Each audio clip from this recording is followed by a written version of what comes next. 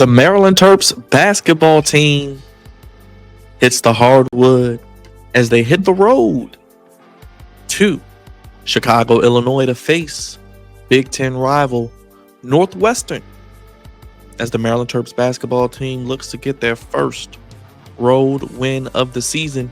It's your boy, God's favorite host, back here with more Maryland Terps coverage on the Flex Zone podcast, only place giving you your sports how you want and when you need it.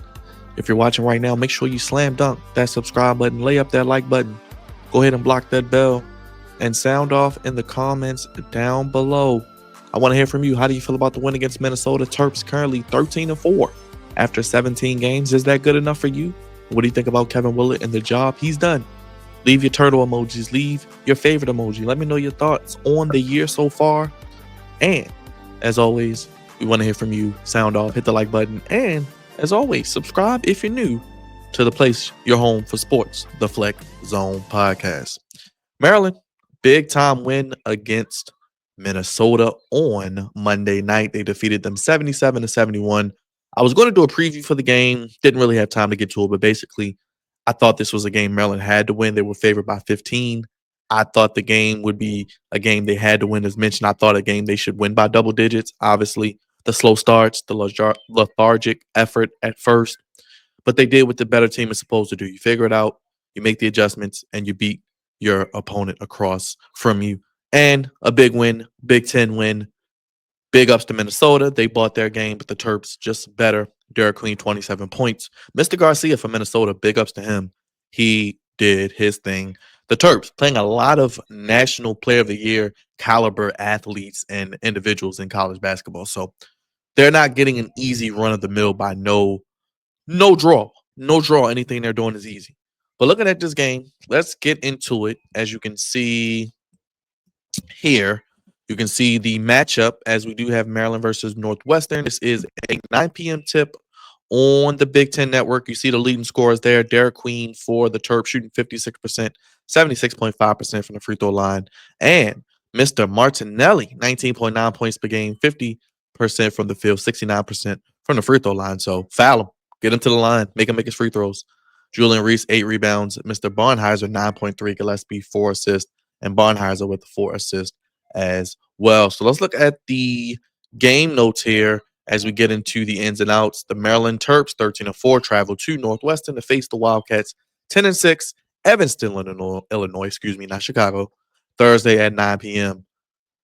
Martinelli had 27 points in Northwestern, 78-68 loss to Michigan State. Michigan State, Tom to the Izzo doing his thing. The Wildcats are 8-1 at home, so they play very well at home, but they are 1-2 in one-possession games.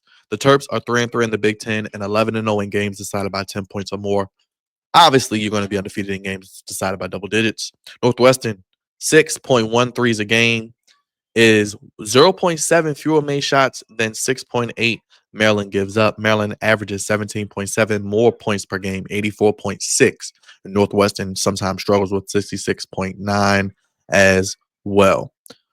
Martinelli, 19.9 points, 5.4 rebounds. Derek Queen, 16.2 points, 7.8 rebounds. The last 10 games, the Wildcats are 5-5, averaging 73 points, 29.3 rebounds, 14 assists, 8 steals, 3 blocks, 43% from the field. And their opponents have scored 70 a game. Terps, 7-3, 84 points, 32 rebounds, 16 assists, 8 steals, 4.9 blocks, 50% from the field, and only giving up 67.3 points. So right then and there with the Terps, the rebounding battle. That's always one of my keys. Win the rebounding battle. When you got Juju, when you got Derek Queen, you're going to win the rebounding battle 90% of the time if these guys are playing to their capabilities. Win the rebounding battle, pound them in size. They don't have a lot of size at the front court. Their size is more in the guard back court, which I'll get into in a second as well. The Maryland win over Minnesota 77-71 was a scrappy win, and Chris Collins is the head coach for Northwestern. His 12th season, he was named Big Ten Coach of the Year 2 seasons ago as Northwestern went 22-12. A 7-win improvement the previous year, and the Wildcats have appeared in 3 NCAA tournaments under Collins, including back-to-back years, 2023 and 2024. They have taken a step back this year. They lost to Dayton and Butler early in the season, then Purdue, which Maryland lost to, Penn State, Iowa, and number 16, Michigan State. in Big Ten play recently, like I just talked about. The Wildcats prove they can still hang with the nation's best with a 19 point or with a win over number 19 Illinois. Now, players to watch: Brooke Braunheiser, senior, 6'6", number 13. He's the focal point of the offense and defense. He's second on the team in points with 18 and first in rebounds, 9.3, assists 4.3, steals 2.4, blocks 1.3. He played the past 3 years with the Wildcats at Northwestern, was named All Big Ten with his third season, which was last year. He missed the first 4 games, but has been healthy ever since. Nick Martinelli, a junior, 6'7", wears number 2. He does about everything as well. Leading scorer and extremely efficient, 19.9 points per game. Ranked second in the conference in points, 50.4% from the field and 41.5% from 3, 5 rebounds, and 1.7 assists. He just started 11 games last year and averaged 8, 4, and 1. So he has improved his game. 8 points, 4 rebounds, and assists. Jalen Leach is a grad guard, 6'4", number 1. He transferred after spending the last 4 years at Fairfield, all Metro Atlantic Athletic Conference first team. Started 16 games for the Wildcats this year, 13.7 points, 2.4 assists per game. They are 21st in the country in turnover margin, 4.5. They ranked last in the Big Ten with 9.8 turnovers, third in steals, and fifth with a 1.5 assist to turnover ratio. Their weakness is offense. They are not good on capitalizing. They're 16th in points, 73.7, 17th in field goal percentage, 44.2, 14th in assists, and only 3 players scored double digits, while every other player averages less than 7 per game. As mentioned, Maryland has the size on the front court. The offense creates a mismatch. Derek Queen, 6'10", Julian Reese, 6'9". Matthew Nicholson is only the 7-footer. He's going to be on Reese probably, most likely, but they will have a size advantage over Martinelli, who is coming off a career-high 27 points as well. Derek Queen, that is. He could be in for a big day. I'm looking for Derek Queen to give 25 or more on the road. You're the best player on the court. You have the size advantage. Be aggressive. Don't settle for jump shots. Don't live at the three-point line. Attack the rim. Attack the paint. Get to the free throw line. Get them in foul trouble and use your size and advantage to your – just use it. You are the best player. You're going to the league. These people, these individuals aren't going to the NBA. Nobody on Northwestern has NBA prospect ability right now. But you have it, Mr. Queen, and you need to utilize it. Now, the Northwestern guards, and we know our player Maryland Gillespie has gotten on a heater as of late, but Maryland's guards have their flaws. But 6'6", 230, Braunheiser, he has the size over every Maryland guard. Who will guard Braunheiser? That will be something worth watching. And Maryland 0-3 on the road. They fell to number 8 Purdue, then Washington and Oregon on the West Coast swing. But Northwestern is in the midst of a 3-game losing streak, so the Terps obviously will be favored there. So as we look also at the aspect of what the Terps are going to do, let's go to Maryland Terps aspect on. Let's go to the athletic website of the Terps here and go to their preview because I did want to highlight. The Terps are number 23 in NCAA net, number 24 in the Ken Palm, and number 18 in Torvik Ring, number 23 in the Evan Mia, and number 21 ESPN Basketball Power Index. Now, those are numbers you want to keep because those are numbers that they look at instead of strength of schedule. These are the new ways teams are judged for the NCAA tournament as well. Maryland's looking for his first true road win. They were 4-8 last year on the road. And the last time these teams met, January 12th, 2022, when the Terps won at Northwestern, double overtime, 94-87 victory. Eric Ayala, 26 points, career high, 11 rebounds, which was also career high. And Fats Russell, 21 of 23 points in the second half and 2 overtime periods. So there you go, right there. You see kind of what we're going to be in store for. I think this could be a game that you might see some points. I think you could see some back and forth. I think Northwestern will play better at home. I think Northwestern will shoot the ball better at home. I think their best players, their stars will show up. I'm a little worried about Braunheiser. Martinelli, not so much because I think if they really key in on him, they can lock him down to a degree, keep him under 20 points. But win the rebounding battle. They are averaging what? I said what they were averaging rebounding-wise. They're averaging for a team. They are getting out rebounded crazy. They are averaging 29.3 rebounds, and the Terps averaging 32.6. So the Terps are rebounding them by what? It's not a crazy margin. It's really 3 or 4 rebounds, but I think the Terps keep them under 30 rebounds and the Terps over 30 rebounds. If they just average what they're supposed to do, I think the Terps have a chance to win this game. I think this will be close.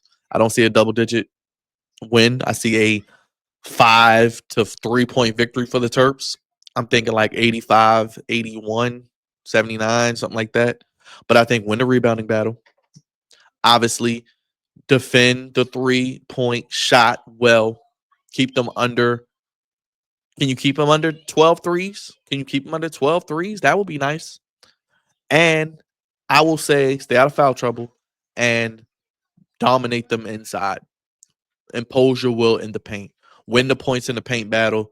You have been shooting 50% from the field in the last 10. They're shooting 43%. So if I had to put formal keys out, win the rebounding margin, dominate them inside, play inside out, win the turnover battle, defend the 3-point shot well, keep them under 15 threes.